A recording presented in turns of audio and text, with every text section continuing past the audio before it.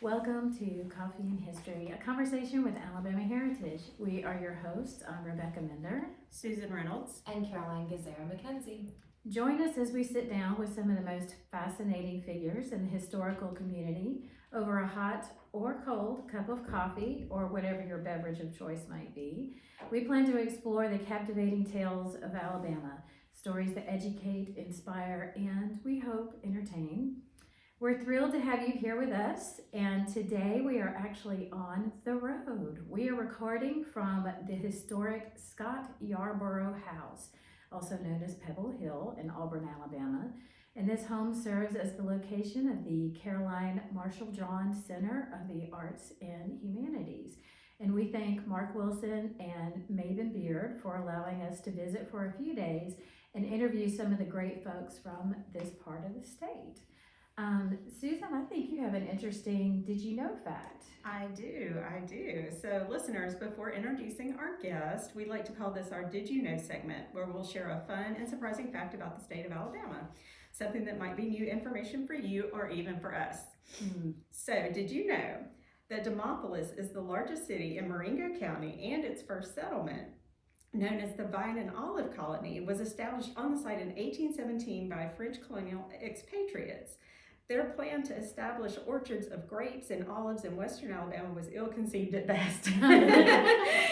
But although the Vine and Olive Colony can be described as a failure, many of the French colonists who remained successfully integrated into cultivating cotton. Well, you know what? We do actually have a lot of vineyards in the state of Alabama. This is true. And I know that there's like a vineyard trail that you can take, Really? you know, and my girlfriends and I, we've gone to a couple of these different vineyards throughout the state, and I'm just gonna flat out say it. I have yet to find a wine that I like in the state of Alabama. I mean, I'm not like a sommelier or a wine snob or anything like that, but they do seem to have a lot of fruity wines around here. Like muscadine wine is a real popular one It's a too. dessert So, wine. It is. yeah, I'm not into dessert wines, you know. I like to have chocolate, and then I like to have like a heavy Merlot or something like, or a Malbec or something. But yeah, definitely, I don't know. I still think we should take a tour of the Alabama Wine Trail. I think that would be I really fun. think we should, just for story content for the Oh, magazine. yeah, sure. For editorial purposes, we're Field going to trip. go to. I want to learn some stuff, but our guest today is actually from Demopolis. Ooh. That's right. He sure is. One of my favorites. That's right. So, you know, our guest is Dr. Bert Hitchcock. And from what I've read, he's really enjoyed in his youth growing up in rural Demopolis, doing a lot of outdoorsy things. So I'm kind of interested in how sporty he actually is. He is the professor emeritus of the Department of English at Auburn University, and he retired in 2008 after being on the faculty at Auburn for 39 years. Wow. Bert holds degrees from Auburn, University of Oregon, and Duke University. So please welcome Dr. Bert Hitchcock. Yay!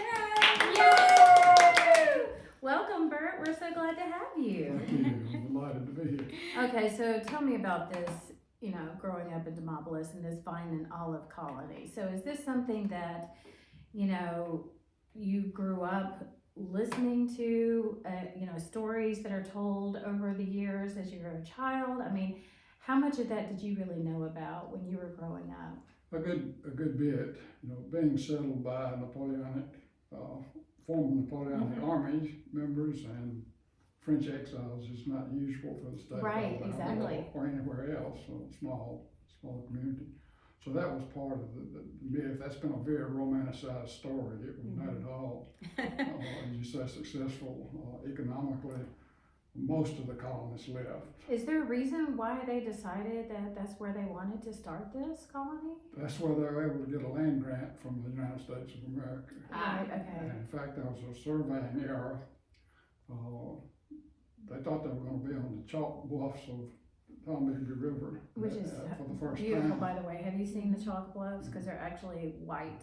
No, I haven't, so that Field means trip. that we need to take That's another field trip yes. we need to add. Let's add that to the bucket list. There used to be many more and whiter because unless a dam is back the water up. Mhm. That happened in my youth. It changed things a lot, but yes, we grew up with a dying knot of colony myth, and facts that have come out since then don't make it nearly as romantic. Right. It's These true. people, most of them will Well, abandon a it. lot of it seems to be, there seems to be a lot of folklore surrounding Yeah. that. You know, out in their former army uniforms plowing the fields. No, I don't No, I think it would be too hot for that. ever happened. Definitely. Some of them did become ferry owners. They made a living by running ferries. Oh, Some okay, across the interesting- river. interesting yeah. occupation, Yeah, that is interesting. But so,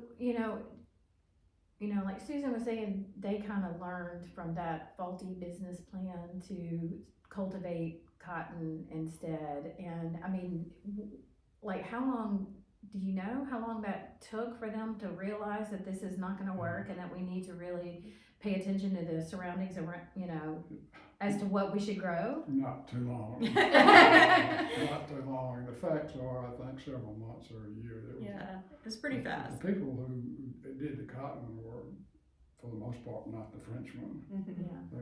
There were other frontier people that came to that land. And Yeah. they were familiar with southern crops. Yeah.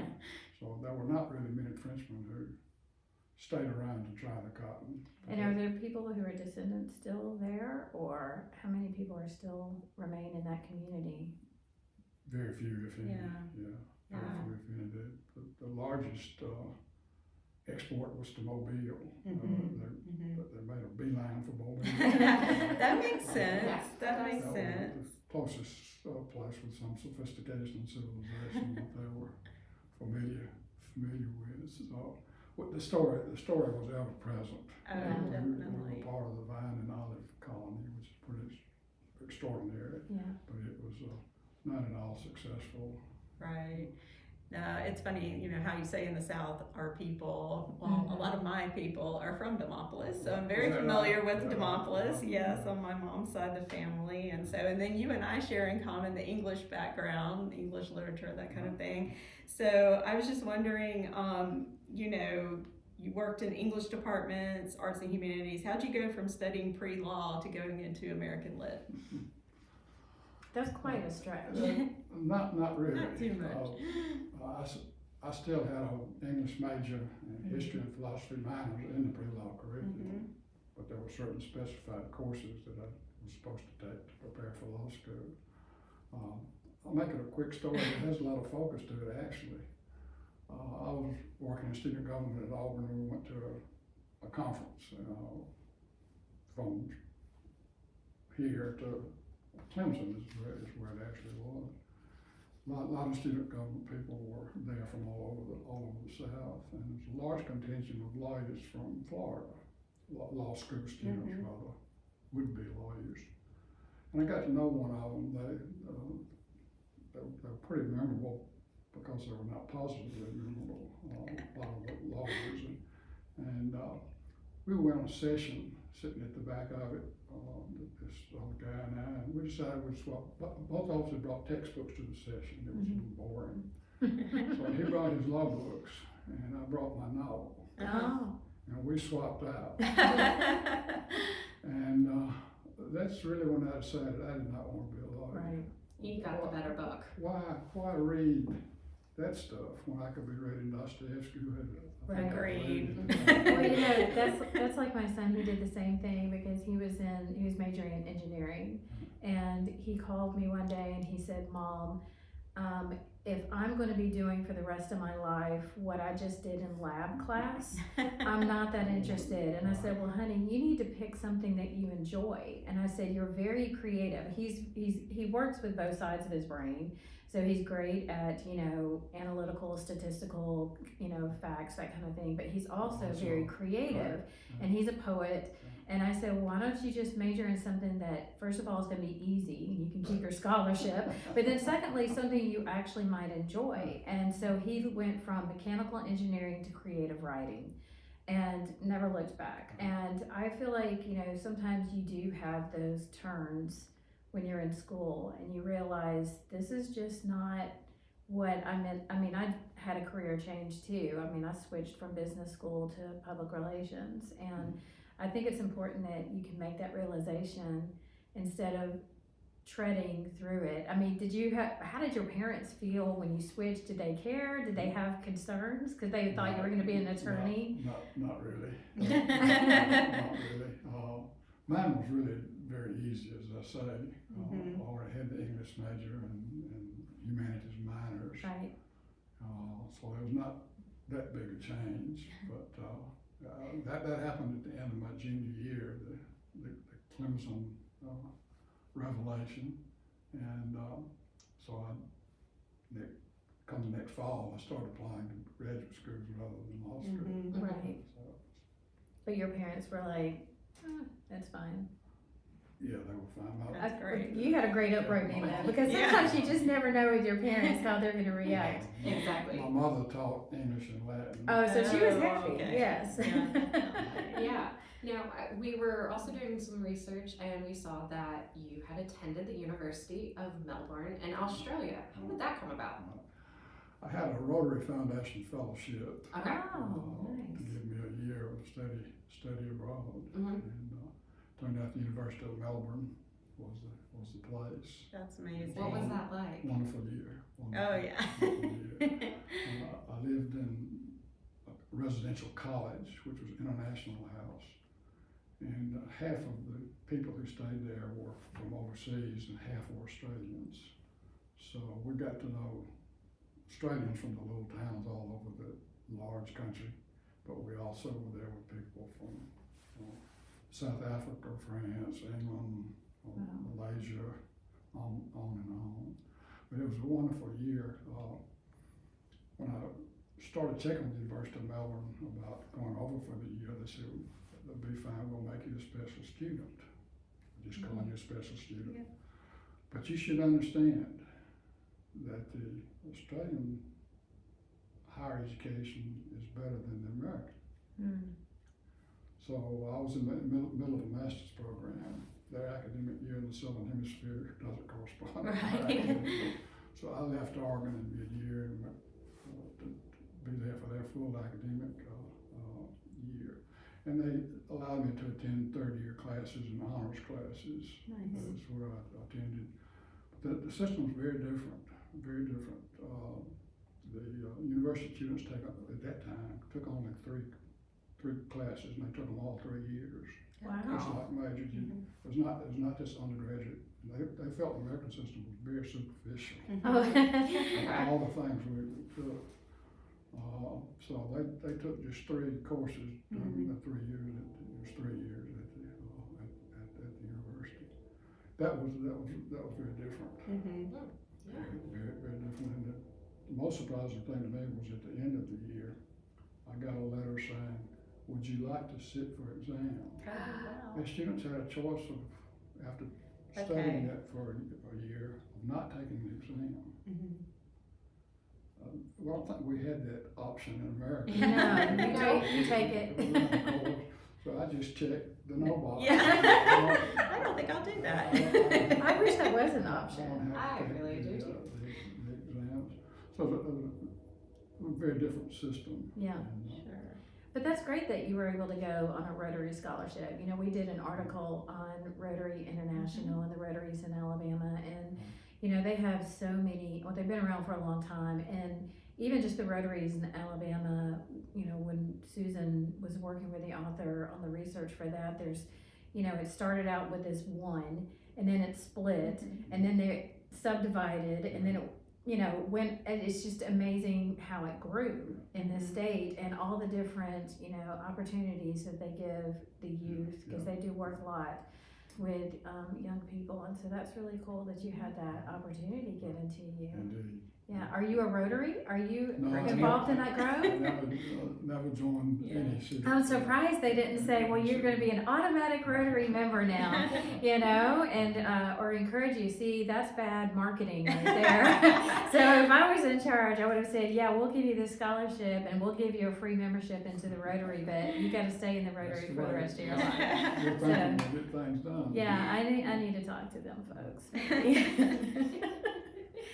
Let's talk a little bit, because we had mentioned some about folklore when we were talking about the Vine and Olive Colony, and another part of folklore that I've really enjoyed is the Marengo Jake stories. And, I guess, well, first of all, if you will tell our listeners what the Marengo, Jake stories were from Jake Mitchell. But then how do these stories help to, document history through storytelling, even if it is an exaggeration or tall tales are involved? I mean, to me, I feel like even if it is, folklore, there's a sense of, actual truth there. That's just maybe, because it's like, yeah, I went fishing and I caught a fish, this big, but then you end up, by the end of the day, the story is you caught a whale. And so, so how do you feel, tell our listeners about Marengo Jake, and then how do you feel that helps to, those types of stories helps to document history? Let me give you a real quick background Okay. on this. There had been a 1930s thesis at Auburn, and that led to a Master of Science degree. I don't know how that happened, but Auburn graduate students in English were working on Master of Science degrees at that point. And there had been a wonderful thesis done on Robert Wilton Burton's stories, a local bookstore owner who was literate. It's the only bookstore in town, may still be the only bookstore that's ever been at Auburn in our understanding of bookstores and not textbook shops. Right. University regalia sales.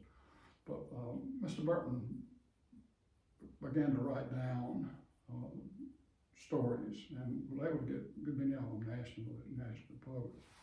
And his thesis, or the thesis on him, was sitting in the library. Those graduate students did very good work, and they were able to talk to people who were dead within a few years after they had talked to them. And the original photographs were included in the thesis. But a local historian who wrote a weekly column for the Auburn paper at that time mentioned this. She knew the woman who did the thesis, and she explained a little about Robert Wilton Burton. So I ran down the thesis, and that's where I discovered Marengo Jake was in that thesis. But Burton wrote about 80 stories, appeared for the most part in newspapers, Birmingham, Montgomery, mainly. He had one in New Orleans. But he was telling stories about Auburn, featuring a lot of the black characters in Auburn. And he wrote 70 or 80 stories, but 36 of them, as I remember, were told by Marengo Jake and were about Marengo Jake. So as we dug into that, as a graduate student here who was interested in that and looking for a master's thesis subject, and she found a lot more stories, well, a good many more stories than the thesis had taken up. But there's a very obvious division between his stories, regular stories of Auburn, and the Marengo Jake stories. Right. Jake was a superb storyteller, tall tales in major order. And Marengo County had some appeal to me, because again, that's where I grew up. And he was known as Marengo Jake. Burton actually gives his last name in one story, but we were able to run down this real person named Jake Mitchell. And his chorus was that in Lee County, nothing was as good as Marengo County. Of course. That's his thesis. We probably know who he came with as a freed slave from Marengo County to Auburn. Still a little guesswork with that. But anyway, he had left West Alabama to come to East Alabama. But the 30 some odd stories that Burton recorded in Jake's voice, with the vernacular, it's very hard for some people to read. Right. One Well, it's of hard to the- write Jake's too. I mean, story. you're kind of creating a language Right. on paper that you have never seen written before too. But it was a language that I had heard, Yeah, so, I didn't have that problem. you could follow For myself. along. I can right. follow it and interpret it Yeah. if necessary Mhm. for people. But, Jake's imagination is just fabulous. The rats in Marengo County are as large as mules. Right. One of the stories involves a snake that had gone to sleep on the bank, but went to sleep with his mouth open, and a bunch of frogs mistook his mouth for a hole in the bank. Oh no. So they jumped down and made him much heavier than the snake really was. And the snake was big enough and long enough to drape himself across the Tombigbee River, Of course. and he disrupted steamboat traffic. They Oh, my could not get by the snake. So the only way they could figure out how to remedy this was to call out the militia and get cannon shot directed at the snake.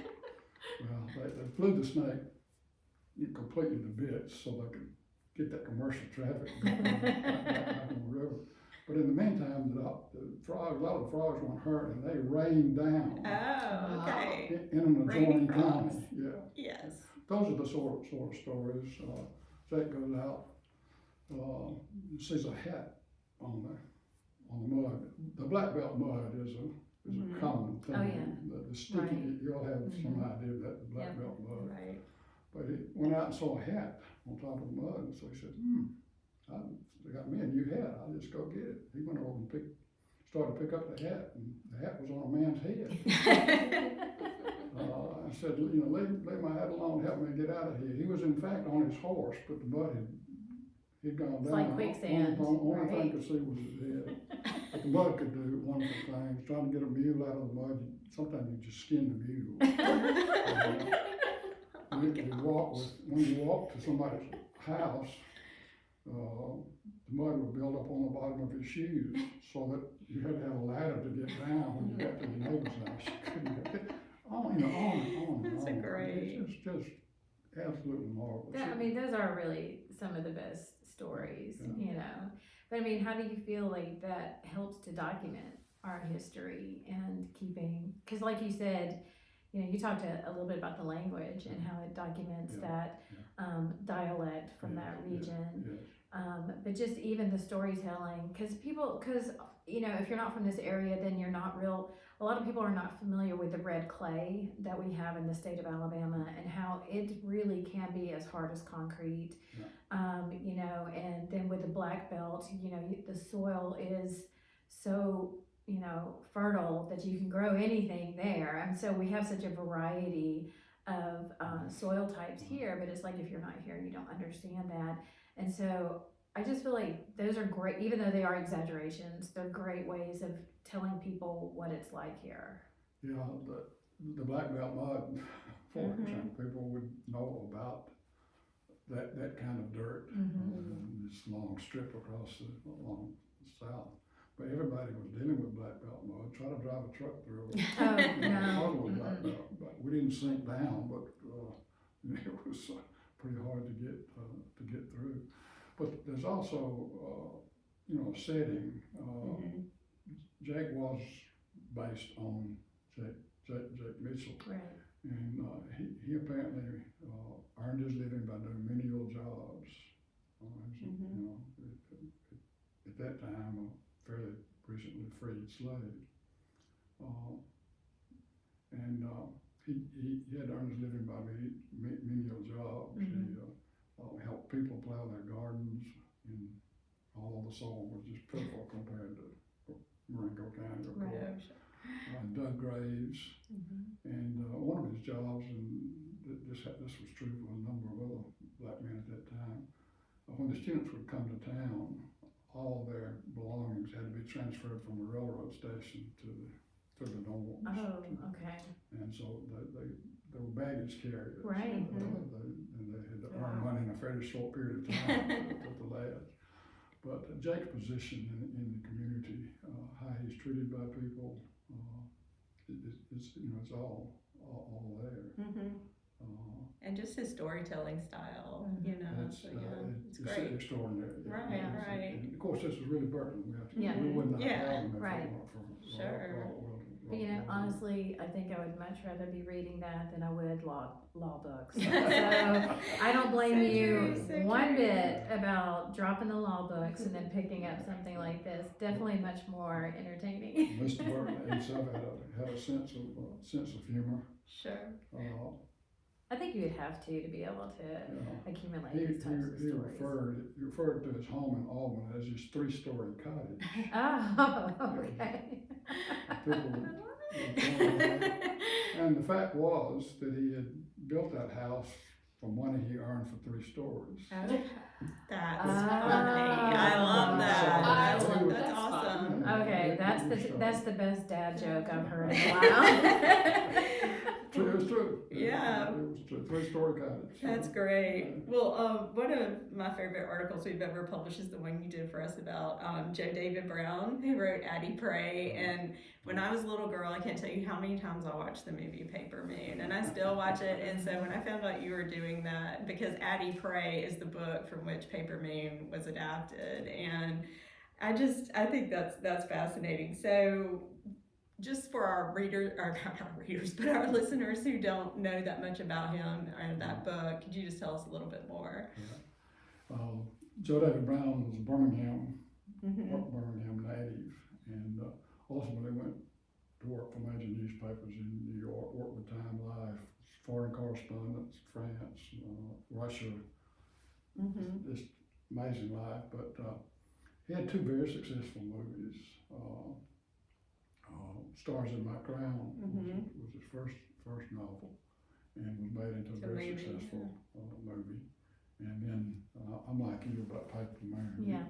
We can understand why they didn't retain the book title. Right, yeah. For that, but he was a very well-known writer during much of his lifetime. Right. And these 2 movie successes helped, of course, get the name out even more. But of course, with movies, we remember the actors.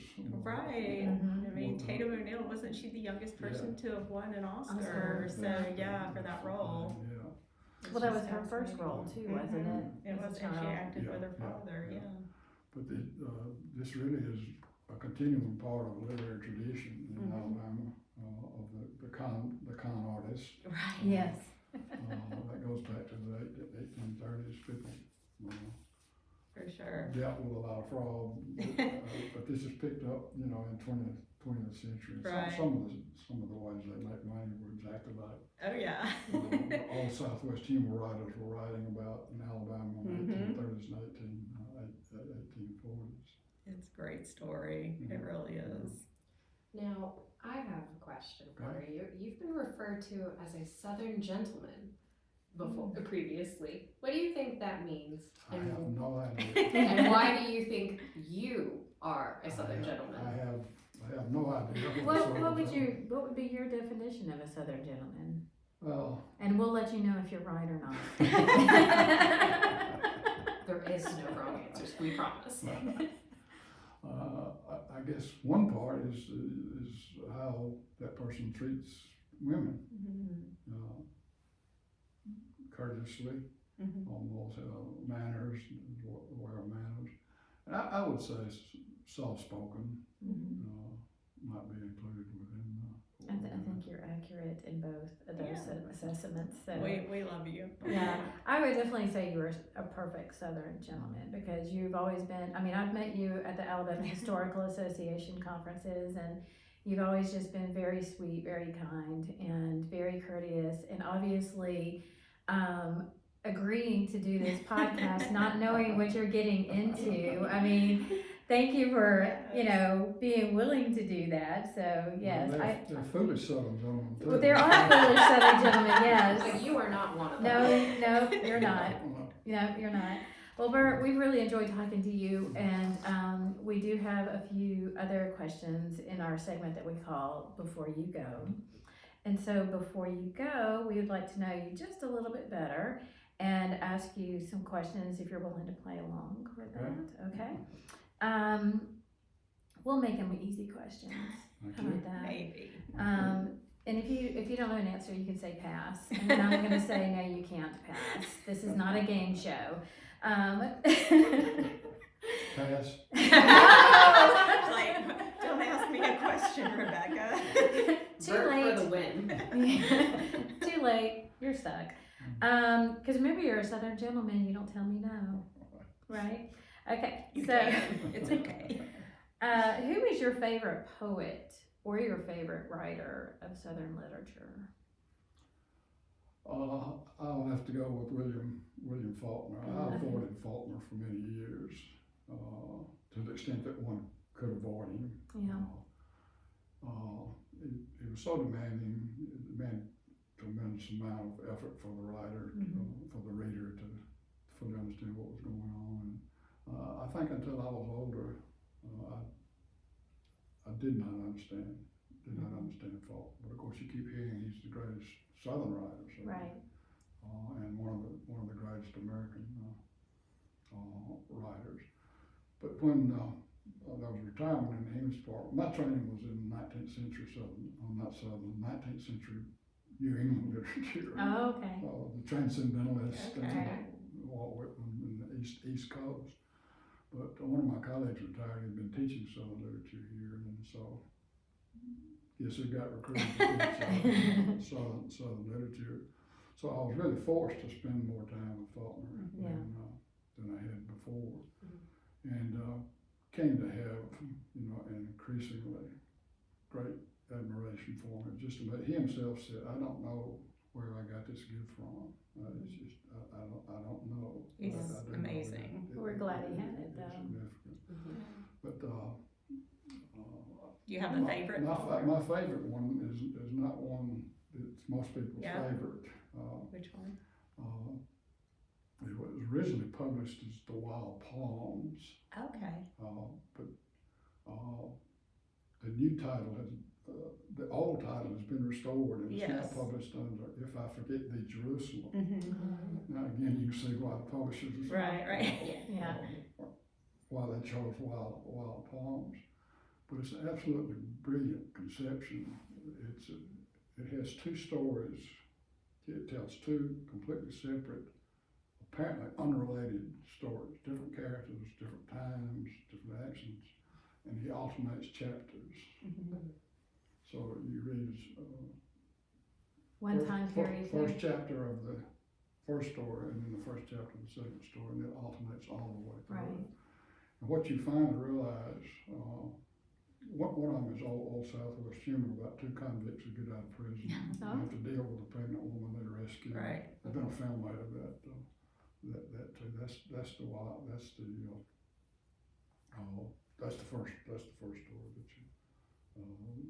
you get. And it's got old Southwest humor elements in it. It's funny. Yeah. The deputy is clueless. He tries to pick them up. And As most they're deputies trying to give seem to themselves be. up, and he's trying to play Right. along. It's it's funny. Yeah. It is funny, but it's also touching.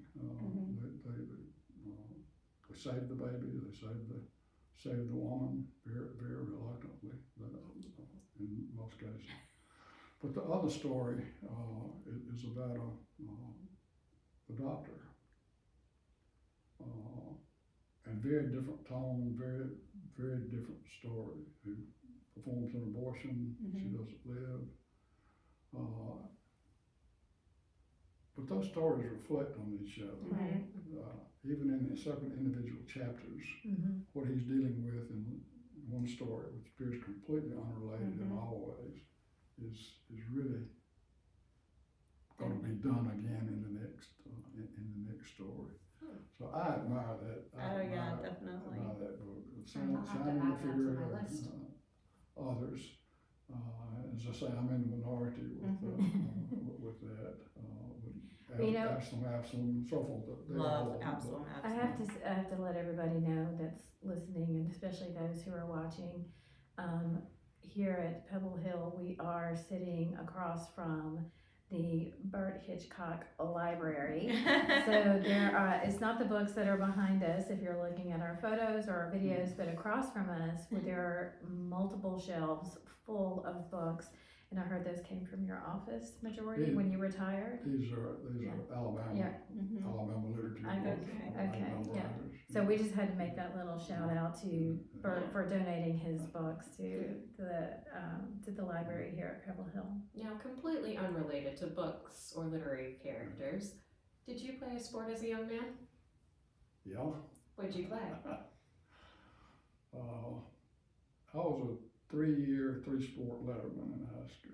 Oh, I went to a wait, can we guess? Can we guess? Ooh, I went to a very small I think high school. I think you did basketball, baseball, and wrestling. track No. and field of some sort. No, there weren't but 3 sports played at my school. You got 2 of them. Probably football then. Football. Okay. Well, I was hoping Well, it'd I be was- something more exciting. I figured, maybe in the summer it might be track and field or something like that. So a letterman for all 3 sports. It's a small school. Small school. Oh my But goodness. I like sports. I grew up in a sports loving family. Yeah. My father had been a coach before he became Okay. public school administrator. Yeah. But I love sports. Mhm. Enjoyed Yeah. all 3 of them. So you're a competitive Southern gentleman. But not a foolish one. But not a foolish one. Yeah, Patty, we had a winning season. That's right, that's That right. helps. Oh my goodness. Well, another question is, what is a question you wish people would ask you? Well, I'm not sure, I wish they would ask it, but the question a lot of people do is, why'd you come back to Alabama? Okay. Because when I see something to complain about, I complain about it. Me too. In whatever realm. It's the English professor.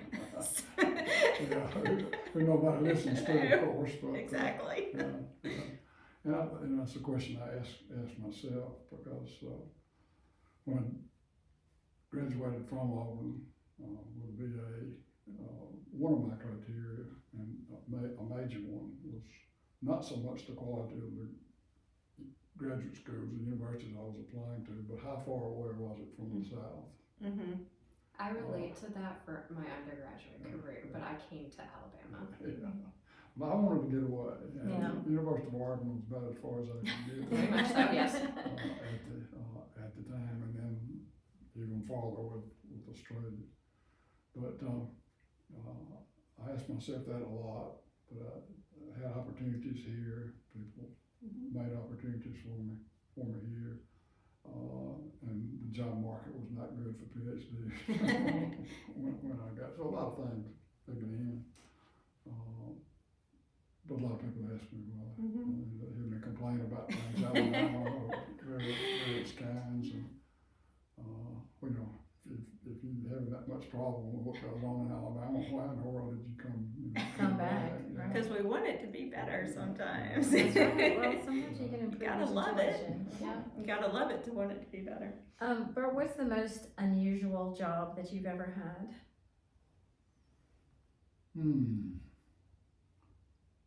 Well, not so unusual. I was not very good at it, but because Demopolis was a river town, there was a large Jewish community there. There were department stores, big department stores. One of them related to the family that went out and did was the film Golden Mile, our film. What's the name of it? I'm not The sure. production. I'll think of it eventually. But I was just walking down the street one day, and Mr. Cott said, would you like to come work in Frozen's department store? Well, I hadn't thought about that before. So I did work in a department store for all the time when I was in high school, and a little bit when I came home from college. Not that unusual, really. But, Well, you must have been halfway decent if you worked in it longer than that. I mean, because I did have a job that I did for exactly one day because I was not good at it. It was cold calling customers, and I hated it. And I just told the guy at the end of my shift, I said, I don't think I'm the right person for this. So Um, I only lasted one day, but at least you lasted, longer than that. I almost didn't. One of our customers was a state senator, Uh-huh. and I did not care for him We all have customers like that. at all. That's But funny. that's really not that unusual. No, it's funny though. It's a good story. It is. If you could time travel, what century do you think you'd travel to? Probably just a little bit back to the 19th. That was my interest in literature, American literature, watching America discover Right. itself and achieve world-class literature during the 19th century. Nice. Okay. Yeah, that's really true. I think I would say the same thing. But I studied British Lit, so I'd probably go back there because I have a bone to pick with a couple of people that I studied. So, well, what person has influenced you in your life the most?